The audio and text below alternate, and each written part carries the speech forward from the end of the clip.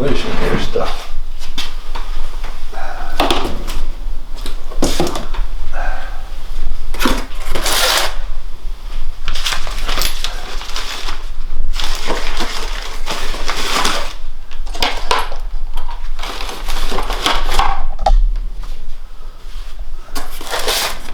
I had a collection of things that my father was in the process of making when he did the bone surgical orthopedic instruments for orthopedic surgery.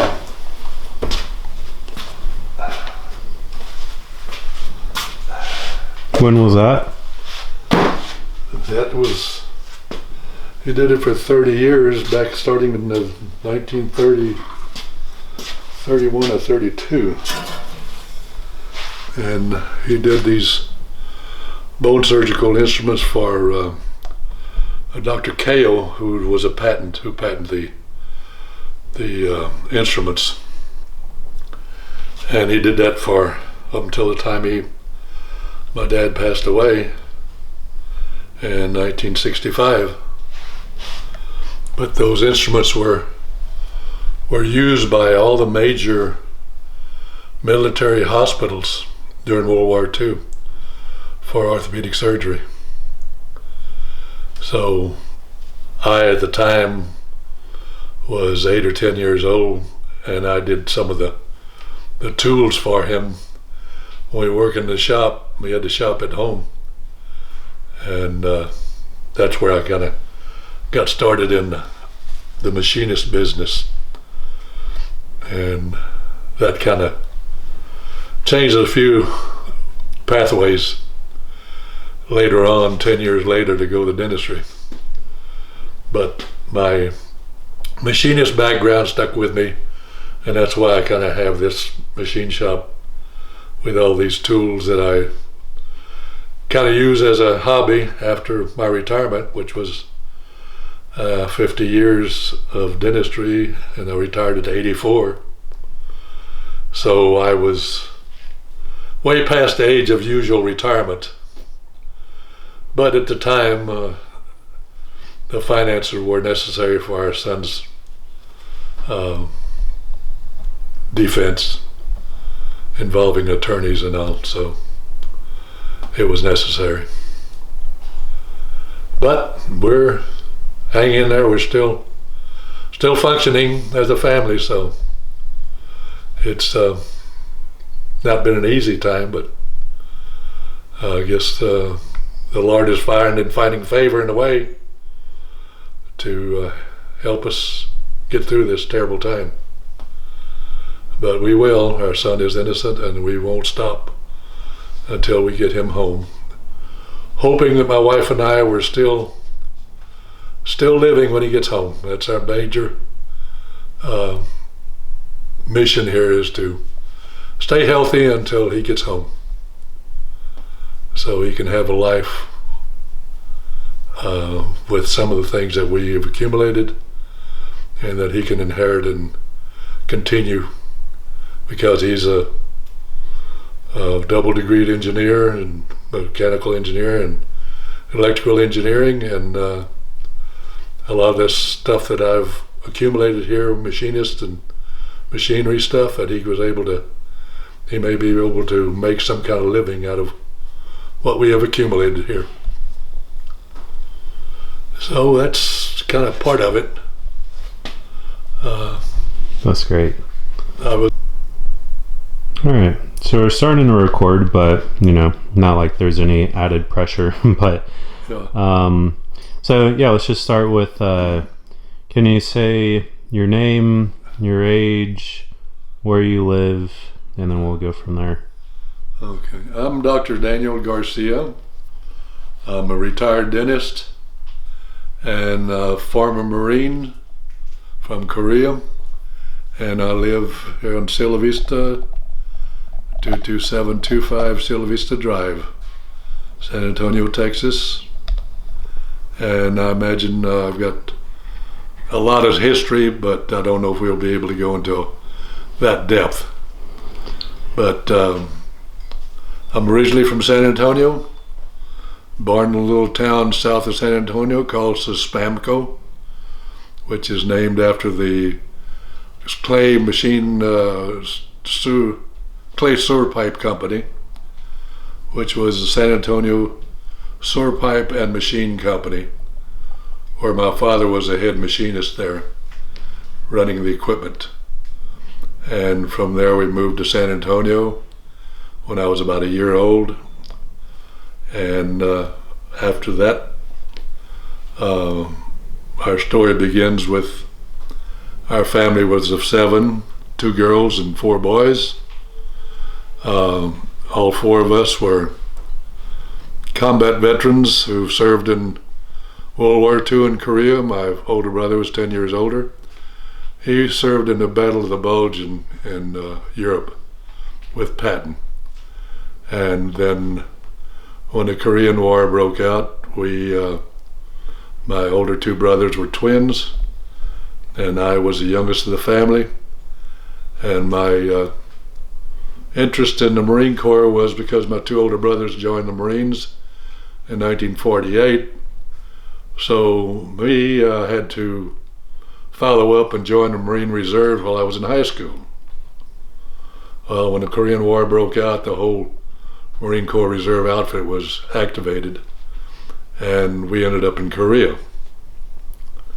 I served with other high school friends of mine, and one of them was Alvin Padilla, who was my wife's cousin, which I didn't know at the time. He played football at Tech in 1950, and we served in the Marine Corps in Korea, North Korea, and Chosin Reservoir. I got wounded, and we came back to the States. He introduced me to his cousin, which is my wife now, Sally, of 68 years, and we had 3 children, 2 girls and a boy. The boy was my son Danny, who was wrongfully convicted. We went through quite a time in our past, and when I got out of the Marine Corps and I went to Kelly Field to work, I was an aircraft machinist apprentice and worked there for 10 years. My wife and I had 3 children, which was Kathy and Debbie and Danny. They were at the time, Danny was 3 years old, Kathy was 5, and Debbie was 9 years old when I started dental school. And I quit my job as an aircraft machinist apprentice, or aircraft machinist tool and die maker at Kelly Air Force Base. And I was the first disabled veteran to take the apprenticeship under the GI Bill in 1952. Worked there until 61, and I resigned and started dental school in 61, and went to dental school until I was graduated in 67 with 3 years of requirements for dental acceptance. During that time, I served in dental school. I graduated, practiced dentistry in San Antonio for about 10 years in private practice. And a friend of mine was recruiting staff for the new dental school here in San Antonio, and he encouraged me to become a faculty member at the dental school. So I worked at the dental school for 20 years, during which time I took off leave of absence of 2 years, and my wife and I took an assignment, I as a dentist, in Micronesia in the Pacific for 2 years, setting up a continuing education center for the Micronesian Pacific Base area. did that for 2 years, which was a great and exciting time. And came back to Texas, and I was accepted. I went back to dental school. They kept my job open. So I worked there for another till 1997 when I retired from the dental school. And at the time I was at the dental school, I was actually director of a dental clinic part-time at the Bexar County Adult Detention Center. And I did that for 20 years until 1984, when my health required me to have to retire because of a chemo or blood dyscrasia called myelodysplasia. And I have been treating that, receiving chemotherapy for the last 6 years. And so far the chemo is working, and I'm still active. I still do a lot of the necessary duties around my house, and I enjoy working outside. And my hobby is restoring old antique cars, of which I did a number of them. At the present, I have a 66 Chevy step-side pickup that I'm in the process of restoring. And it's been kind of slow because I can't be as active up and down underneath vehicles, so it takes me a little while to do the things that I used to do in 15 minutes. It takes me 30 minutes now, or 45 minutes. But I thank God that I'm able to still function and be of some value. And I continue to look forward to continue our defense of our son, who's been in prison now for almost 20 years. And we have continuously had attorneys who have not been too successful in our determination to prove his innocence, and we are still in the process of doing that. And it has been quite expensive, as you know, that attorneys' fees are quite extensive and quite expensive. So when this all happened to my son, we used quite a bit of our retirement funds.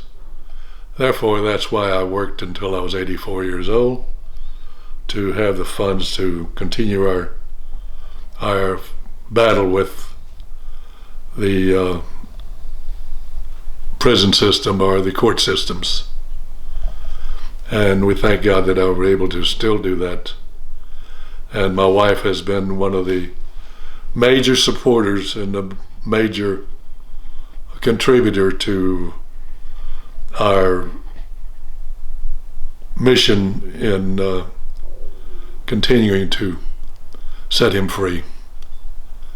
So the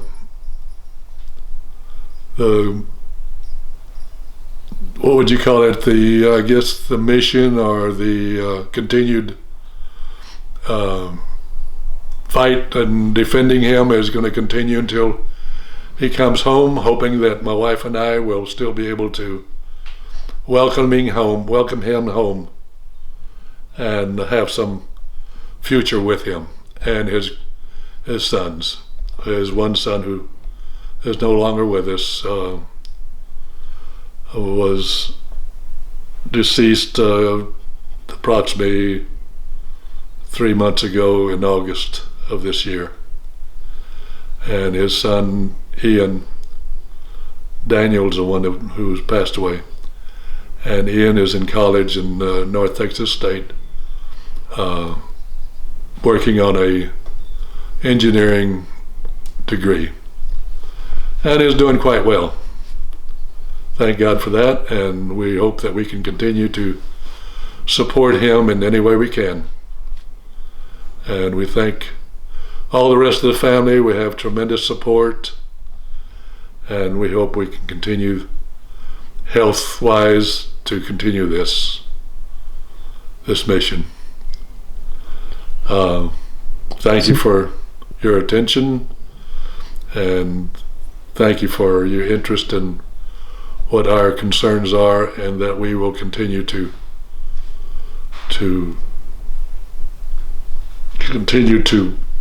defend our son who is innocent. And Uncle Danny and you share a name, Daniel. What other qualities do you and your son Danny share? And then when you, in your answer, if you could kind of repeat back the question, because I'm going to cut out my question. Okay. So if you say something like, me and my son Danny, Yeah. we share a name, but we also share a lot of qualities, Yeah. and then talk about that. Yeah, my son Danny, who is a double degreed engineer of mechanical and electrical engineering, we both have a considerable relationship in that he's mechanically inclined, very mechanically inclined, and a very intelligent person, which I think he passed me by in that aspect. He's considerably more creative, but we had Sally Garcia. a very Oh, good. You got I got it. that? You got Yeah, you can answer it. I'll still keep recording. You gonna put her on speaker? Hi, Kathy. Debbie, Sally, are you calling? Yes. We're busy. Where isn't that first? I can't find it We're anywhere. real busy right now. Russell is I don't recording. remember That's okay. seeing it. It's over there in the bedroom. So, okay, we'll do that later. Okay? Okay, bye. Bye.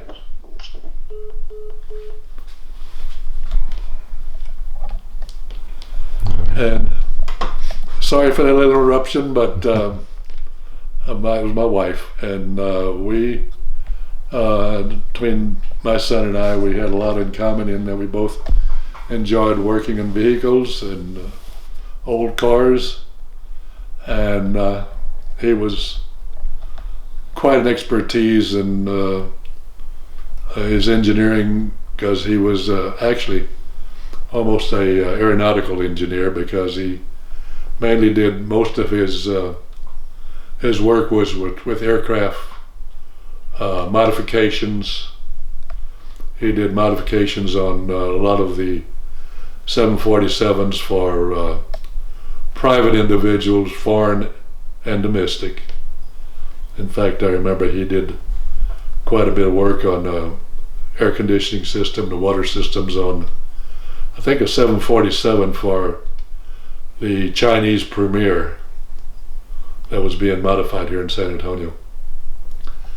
But we both enjoyed being together, and he's a very considerate, kind person, and there's no way that he could have created any kind of a violent nature that he was accused of. We're hoping that he will be able to continue what he's good at once he gets out, and I'm sure he will not have any problem in finding a way to make a living with our support, of course. 20 years away from civilization can create quite a bit of a necessary comeback, but he's been able to keep up a lot of with his knowledge in engineering through reading and working in the craft shop there at the penitentiary, the prison in Beeville, Texas, which is a McDonald unit. So we visited until the virus came on. We visited him every weekend, either with his sons and our wife and I and other members of the family. So this was an ongoing, continuous meetings that we kept in contact with him and kept track of his well-being. And there was cases where we did have to intervene for some injustice that was created within the prison system. But he's led a excellent record while being in prison, and would be no harm to anyone if he were to be able to continue his life outside in the free world. How has your view of the criminal justice system changed in the past 20 years, or has it? The criminal justice system has changed somewhat in that it's being, I think, put under stress by the civilian population, in that some things have been changed as far as the conditions and some of the visitation, but still there's some very unjust situations, like during the summer when it's hot, there's no way they can have any kind of cooling systems that will make the environment in the prison to where they can better stand the heat within the prison. And can you say where he is? That he's in Beeville, Texas, where it gets over 100 degrees in the summer? Yeah, where McDonald Unit is located in Beeville, Texas, which is South Texas, which temperatures get up to 110 degrees in the summer sometimes, and sometimes maybe even hotter than that, probably, in the cells and in the dorms where the prisoners are. So it's been a real test to try to see if we get the system to have better accommodations, at least during these times when they are under these stressful situations. One of the national organizations that has worked to try to improve the systems is an organization named TIFA, which is Texas Family, I forget exactly what the TIFA stands for, but we have attended quite often with this organization for even some of the major meetings at Huntsville, Texas, to try to improve relationships at some of these universities, some of these prison systems. What do you think has allowed you and your family, including Grandma Sally and your children and grandchildren, and especially you, what's kept you strong through all of this, and a sense of we need to correct this injustice? Well, the greatest support we've had was family. We've had tremendous family support from all our siblings and our children. And we have grandchildren, of course, and this last few years we've had our first great-grandchildren and the first great-grand daughter in the family. All the rest of the family members, our children and grandchildren had all been male individuals, so our first female in the family was quite a proud moment. So, but the biggest support of all has been from the family. We've had very little support from the local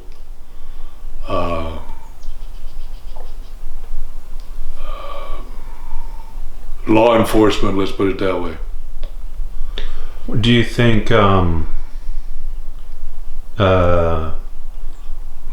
why do you think Uncle Danny got convicted of Lisa's death? From all the investigation that was done during the trial, the whole case centered on a DNA that was found under his wife's deaths of fingernails. That was a minute DNA sample that was unexplained and never was determined exactly where that DNA occurred under her fingernails, which was such a small amount that was very questionable as where it came from. They said it came from scratches that she afflicted on my son, but the evidence shows no tissue, no form of any kind of tissue with that DNA that they are using to convict him. There's a lot of other things that were involved. The cause of death they claim was blunt head trauma and strangulation, but the evidence shows there's no fingerprints on her throat. There's no way that blunt head trauma, to the extent that she received, was caused by any hand, which they claim that he hit her with his right hand, which is not his dominant hand. He is left-handed, and the injury to his hand was of a nature that would not create any kind of extensive injury, which they claim she had. And since we have been doing a lot of investigating and going over all the evidence, it looks like the cause of her death was actually her falling down the stairs from the bedroom area where it continues on to the staircase downstairs. It shows evidence that she actually fell down those stairs and was found at the bottom of the staircase in the foyer, which could very easily have caused all the trauma. And we have had forensic pathologists who have made such claims that her death could have been caused by her fall down the stairs. And I think that's one of the things that we have now have our attorney that is working in that area also, and trying to disavow or make the DNA unreliable, because it could be secondary transfer of evidence, which is well known now that secondary transfer of DNA. Secondary DNA transfer. Secondary DNA transfer can be, very likely could be done. And we are trying to get, we've had somewhat success in other forensic DNA experts in verifying the fact that that is so, that secondary DNA transfer does occur. Could you talk a little bit about the circumstantial evidence, the testimony of Ben Hicks, and how that was misappropriated and untrue in a lot of ways? We have, since we've lived here in our present home for 50 years. And I guess up until way before Lisa's death, we made it a habit that we would have the whole family at our home Sunday night dinners where we all got together. And the Sunday night that supposedly Lisa was considered killed. You can start that one over and just say the Sunday night of Lisa's death. The Sunday night of Lisa's death, we had our weekly evening dinner, and our son left our house approximately 10:30 at night, 9:10 or 10:30, something like that. There's different times have been mentioned. But he had his own trailer that we had moved on our property, which was possibly maybe 200 feet away, south of, just out away from our house. And he took his children back to his trailer that night and gave them a bath and put them to bed, and was scheduled to take them back to the daycare center in the morning, which we did all the time. When it was his time to have the children on the weekend, he would pick them up at the daycare, would keep them during the weekend, and the following morning, Monday morning, he would take them back to the daycare center. And so he never actually had any contact with Lisa during the times he was visiting. And during that time, our grandson, who was my oldest daughter's son, Sam Sigaloff, and his cousin and a friend of his, Ben Hicks, were camping out near the trailer approximately 200 feet away from the trailer where our son was sleeping, and claimed that he actually saw car lights coming in the area of the trailer. He had no idea what direction he was in a relationship to the campsite, and he had no idea where our driveway was. And at the time, he may have seen some car lights coming down to our house, was because that night we were having a late movie being put on by our daughter Kathy and her husband, Dr. Louis Garcia. And he had gone out late that evening to pick up the video, and the lights that Ben Hicks tested to was probably the lights that he saw when my son-in-law was coming back with the video. And Hicks said that he saw these lights going to the trailer, which is very difficult to see even the trailer from the campsite. So the lights that he saw were probably going to our house, which was somewhat in the relationship of the trailer. In February of 2002. Okay. Yeah, we can start again with the DA's office. Okay, after the conviction in 2002, he was sent to prison system in up north. I'm trying to think of the prison up in the Panhandle. Yeah. I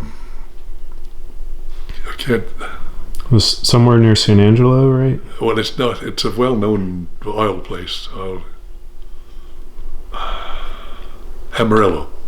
Amarillo? Or Yeah. Midland? No, It was Amarillo. Amarillo? Okay.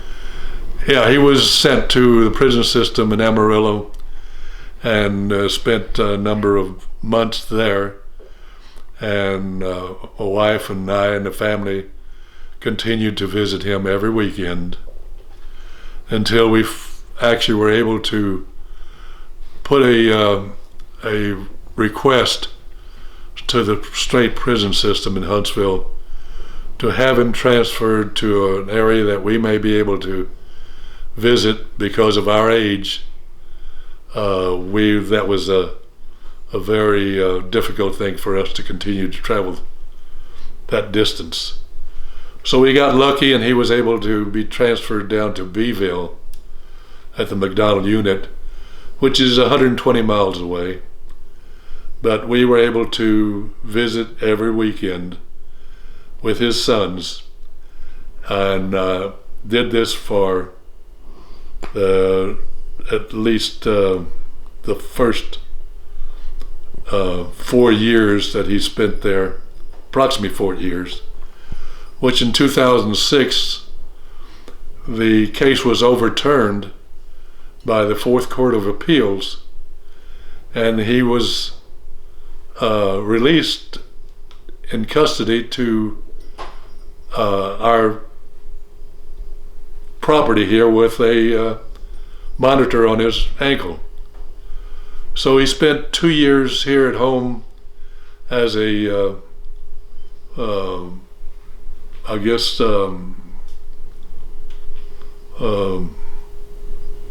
waiting to be either retrialed or managed to be sent back to prison. The district attorney here, Susan Reed, was a very aggressive individual in the case because it was a high priority case here in San Antonio at the time, and she was definitely very active in getting him sent back to prison. And I don't know what if she had any kind of an effect on the Fourth Court of Appeals, but the Fourth Court of Appeals came back with a decision on remanding him back to prison. So he went back to prison, and 2006, no, I think he was here for 18 months.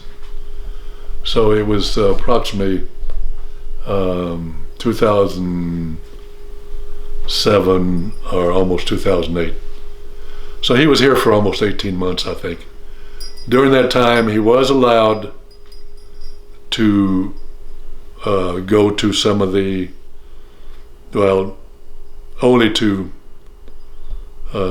leave the property for legal matters which were being brought up for child custody and things like that.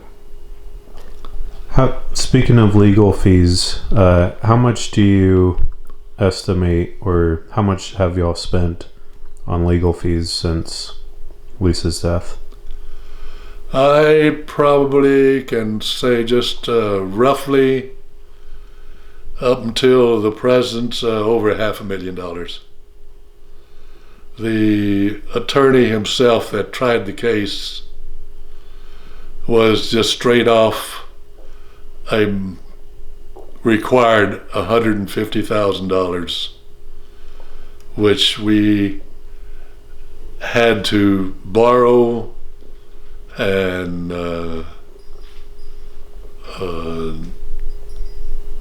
take out part of our savings.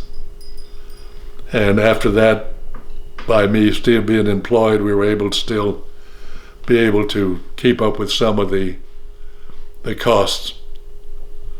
But up until now, we are now using money that we had able to raise in selling some property that we had, and that is almost completely gone. So we will continue in some way to provide a defense for our son, and we will not quit because he is innocent.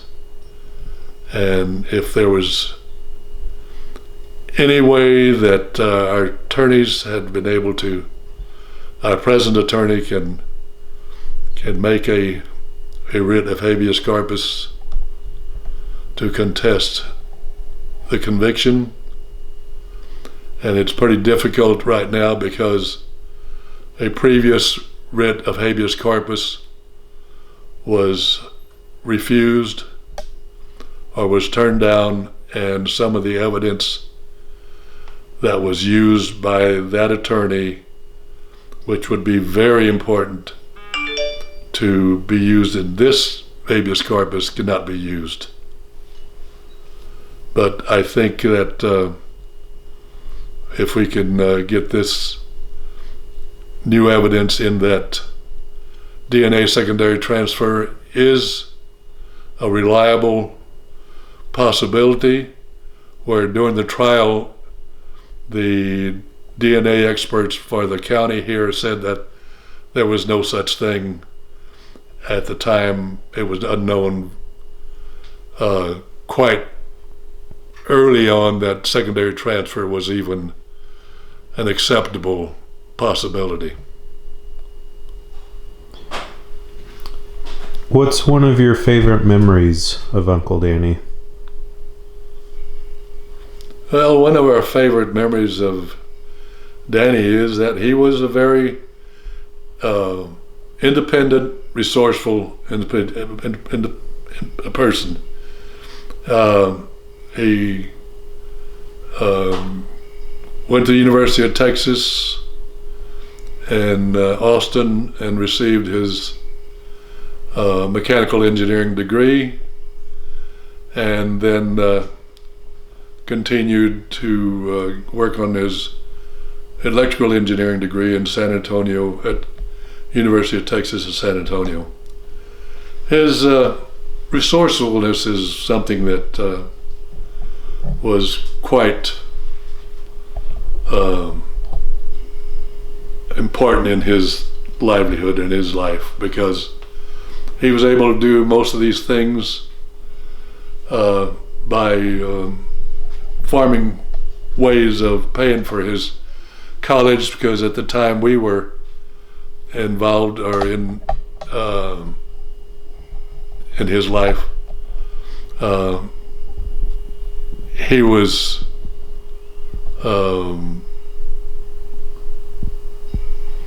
working and going to college. At one time when I accepted this contract to run this dental clinic or dental continuing education in the Pacific, which my wife and I both went to and spent 2 years there, he went to the University of Hawaii for 1 year to work on his mechanical engineering degree, and then returned back to Texas while we were still in Micronesia, and continued his education at UT. Do you think if Uncle Danny never went to jail, his son Danny would still be with us? I think that was a great loss to his oldest son, Daniel. And I think that was a great psychological involvement in his, because Daniel was a very private individual, but highly intelligent.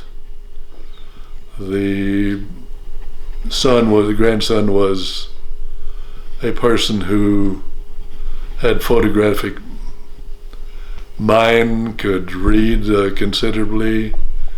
He graduated from University of Texas at San Antonio with a degree in computer science. In computer science, which was a difficult degree to obtain.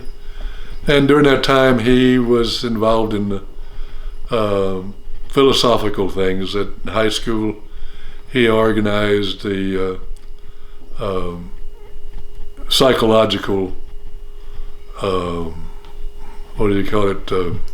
Philosophical Society. Philosophical Society in high school. And during this time, he was being employed by a computer company here in San Antonio.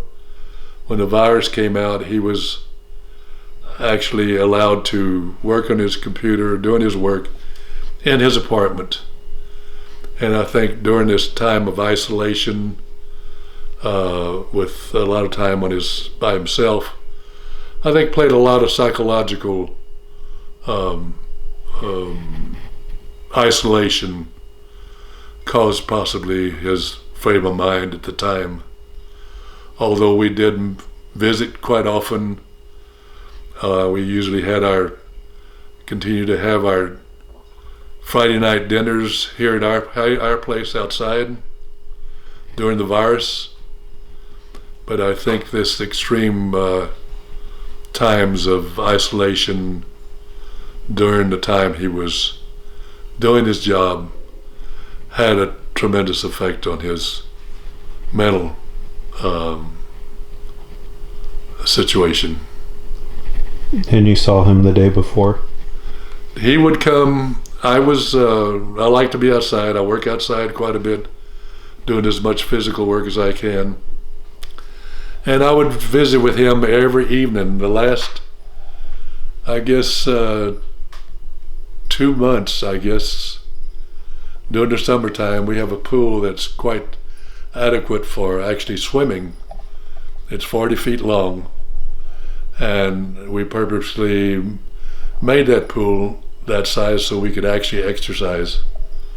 When we built the house in 1972, and actually had the pool installed at that same time.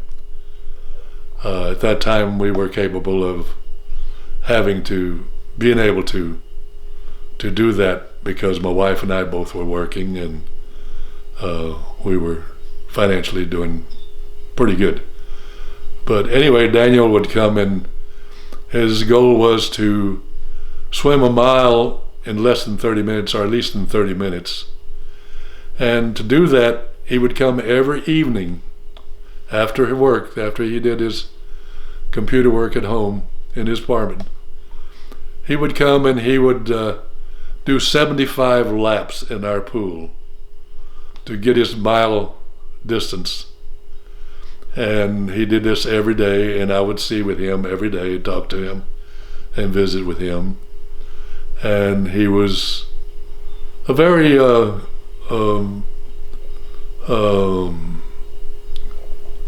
let's say sympathetic person as to the conditions going on in the world, and actually what was going on here in our own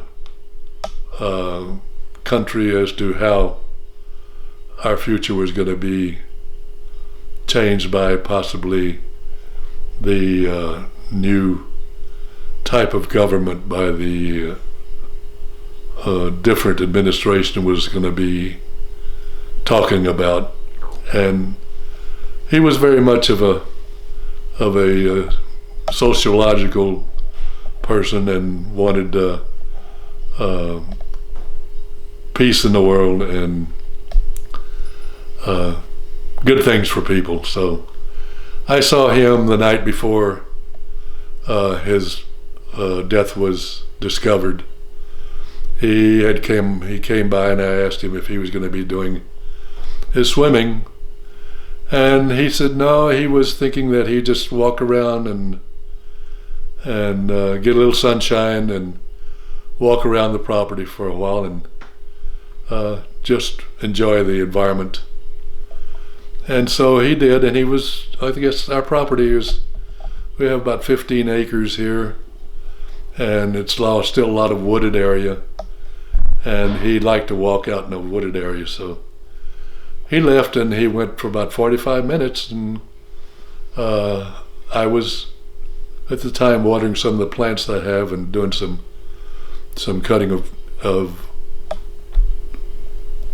limbs and things that I'd like to do, clearing property still, that we have a lot of wooded area. And he said he'd get ready to go. And we had already planned on having the following night was a Friday. And this was Thursday when he came out to walk around the property. We told him that if we were going to celebrate his brother Ian's birthday and his other brother Gabe birthday Friday night, and we were going to have a big dinner, and just reminded him that to not forget that. He said, "Oh no, he would be here." So when we saw him last, he said goodbye, and he said he would see us for dinner. And when we had our dinner here the next day, we were all here waiting for him to come, and we finally decided that he hadn't shown up. So we started questioning as to why he wasn't here. And his boss, who is my nephew. So then we hadn't heard from him, and then we're wondering. Yeah, we hadn't heard from him. We were waiting to have dinner with him. And his mother, Kathy, and all the rest of the family were here. And we got a call from his boss, who is my nephew, who owns the company he was working for.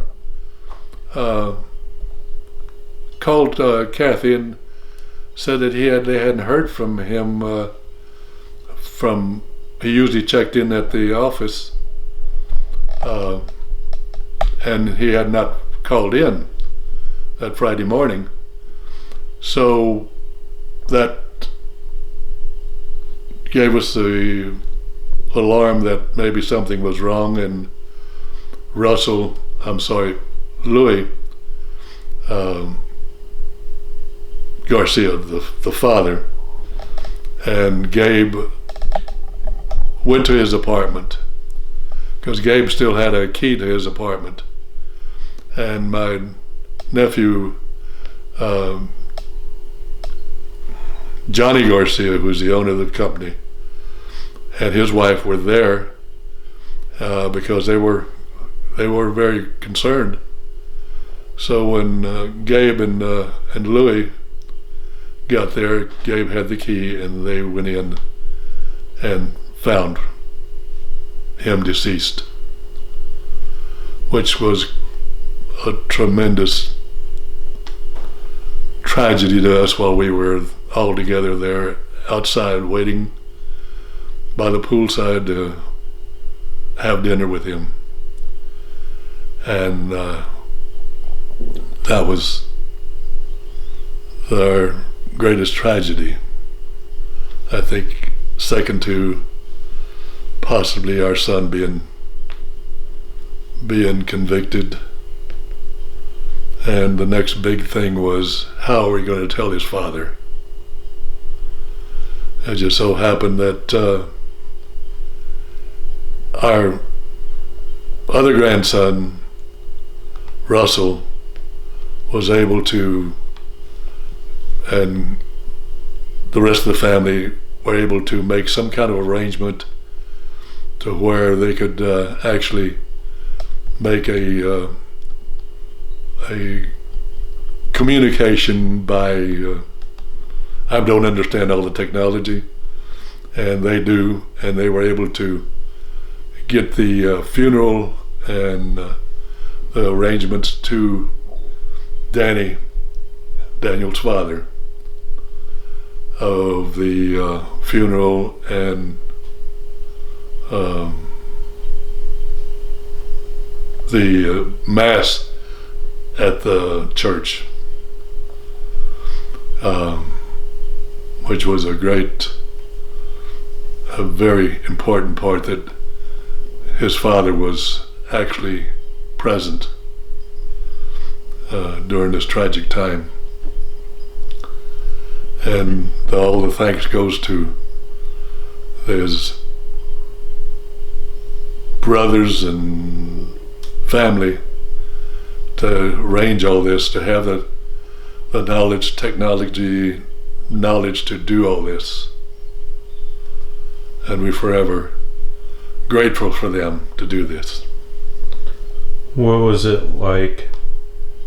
Where were you, and what was it like to have to tell his dad about his death?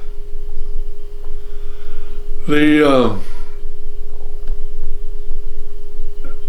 able to get in contact with the prison system. I don't remember exactly if Danny had called us or we had made an arrangement. I think that's what we did. We made an arrangement to have Danny call us. And the warden and the chaplain there at the prison system was able to arrange it to where he could call us. And we were able to tell him, and I think Kathy was actually the one that told him. And we were able to have the conversation on a speaker, what do you call it, a conference speaker, to where we could all hear everything and he could hear us. And he was quite shocked to hear that his son was deceased, or was found deceased.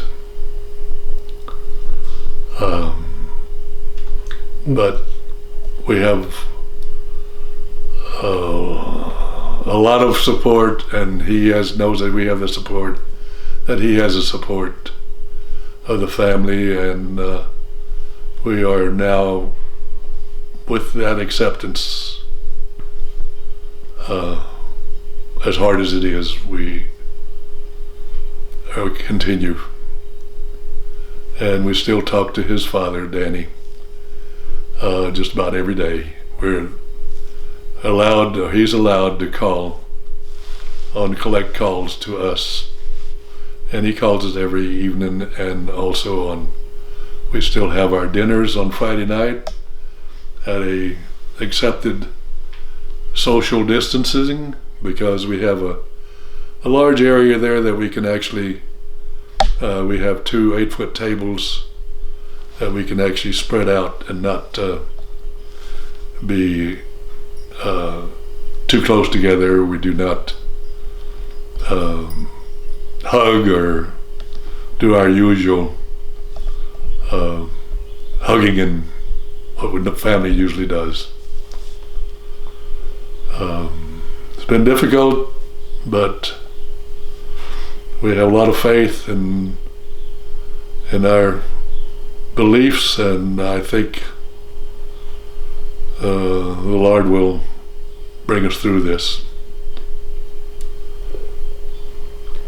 What would you like people who don't know about Uncle Danny or our family, what would you like them to know through all this?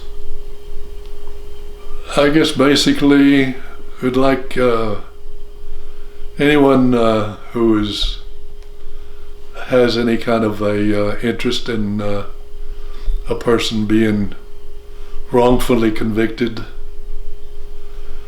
that it's well known that a large percentage, I would say almost from what I understand, that almost 25% or the fourth of the people in prison have been wrongfully convicted.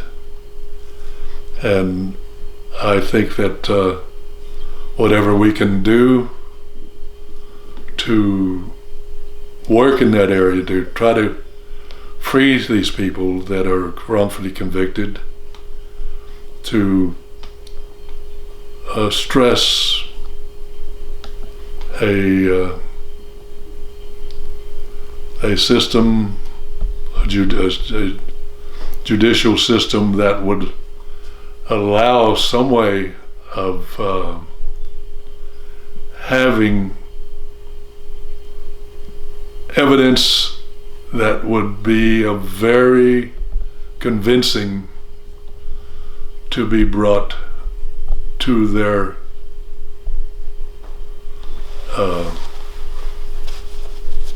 awareness, or to them, to be given like this situation in our case.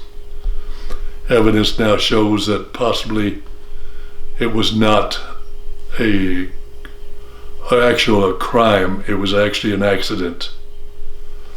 Now there may have been some other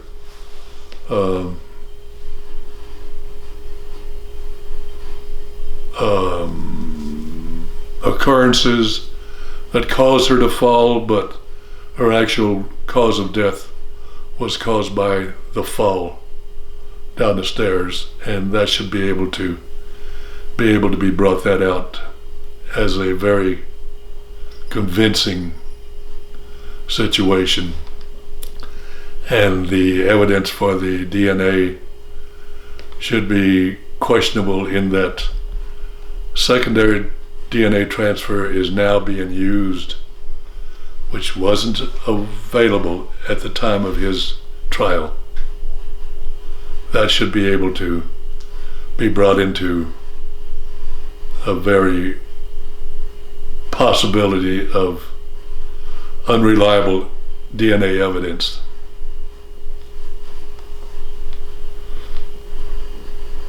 All right. It looks like from what I've read recently, and my son has been investigating in that, now that DNA transfer has been accepted possibly by many lawful individuals or people, and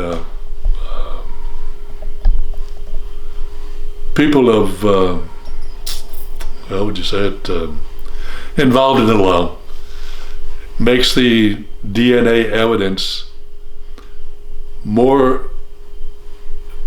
less reliable, and has placed DNA transfer as a reliable factor, which therefore means that DNA could be questionable.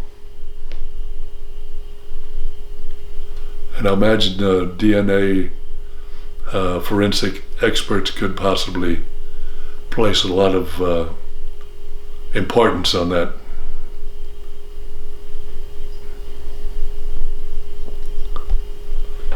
Yep. I actually just want to get a little video, if you can just, kind of just let me get the lighting better. Yeah, just kind of look straight at the camera for 30 seconds or so.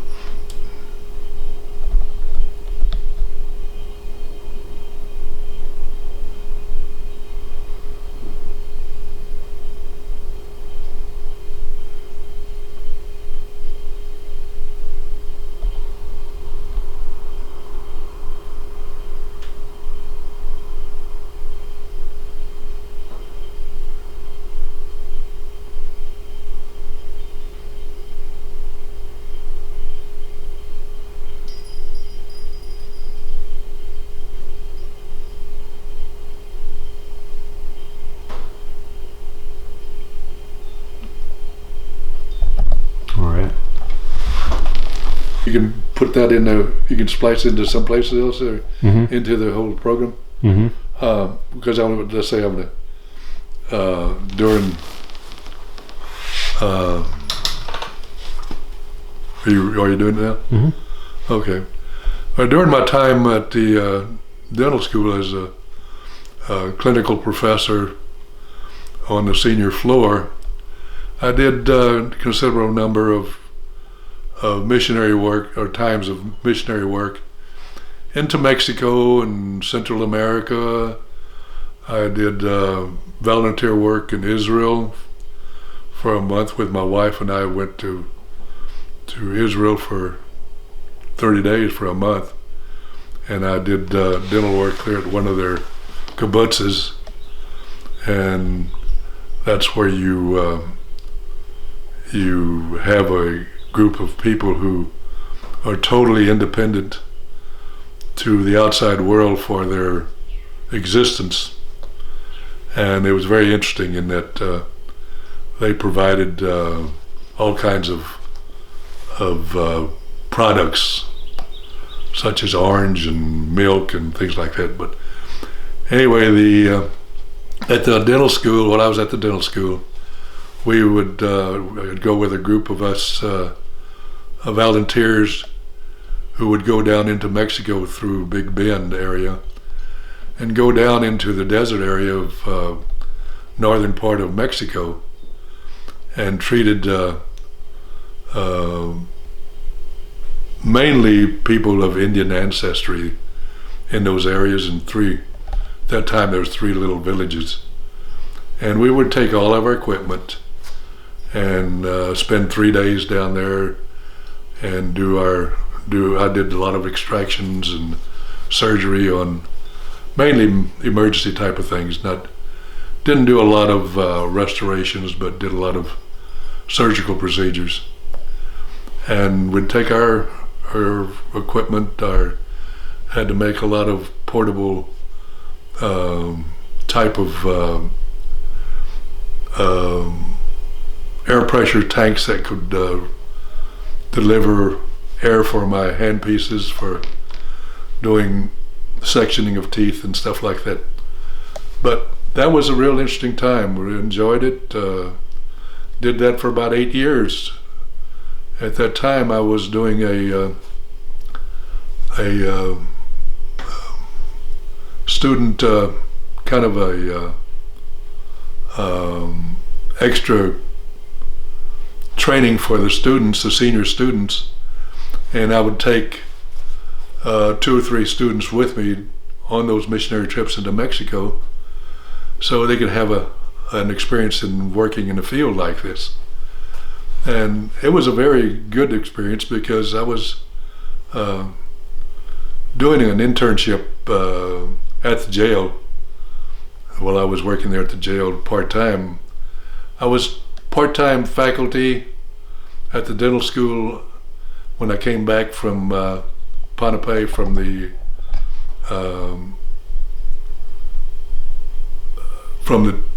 center that I established in the Pacific Basin. They had me do part-time at the dental school, and I ran the dental clinic at the county jail at that same time, kind of half-time. So I was still in contact with students even down there, and I would take them on trips, on missionary trips, which was real interesting, and I think it was very educational for them. I enjoyed it. I enjoyed what I was doing, and I did it for 50 years, so evidently I had some real joy doing this. And I still had my old machinist, because when I worked at Kelly, did a tool and die maker. I was doing a tool and die machinist, making tools and things for the government, and that was a specialty as a tool and die maker. But when I went to dental school, I gave that up, and after I retired, I was able to get machines that I could continue doing some of the machine work that I was trained for early on. And I enjoyed that too.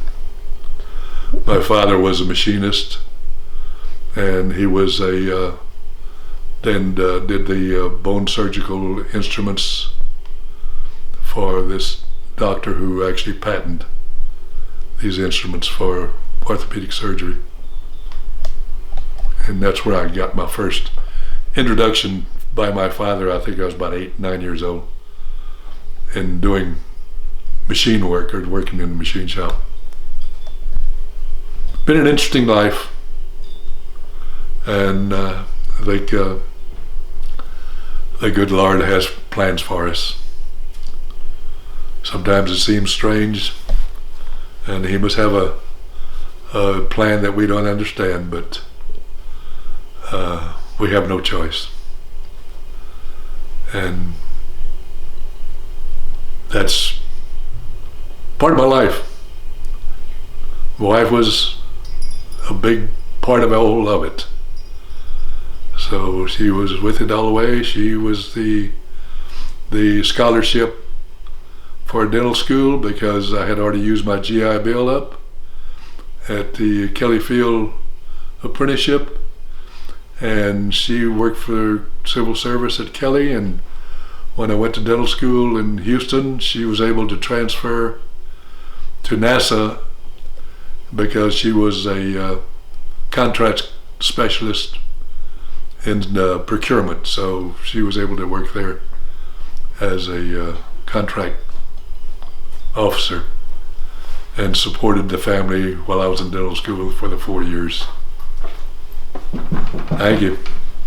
Hello. Videoing. Hi, dear. Professional interview. Yeah. Sorry. Nice. Do you want to Oh yeah, go ahead. come back later? No, you're good. Okay. He turns it off. Oh, okay. Yeah. Okay.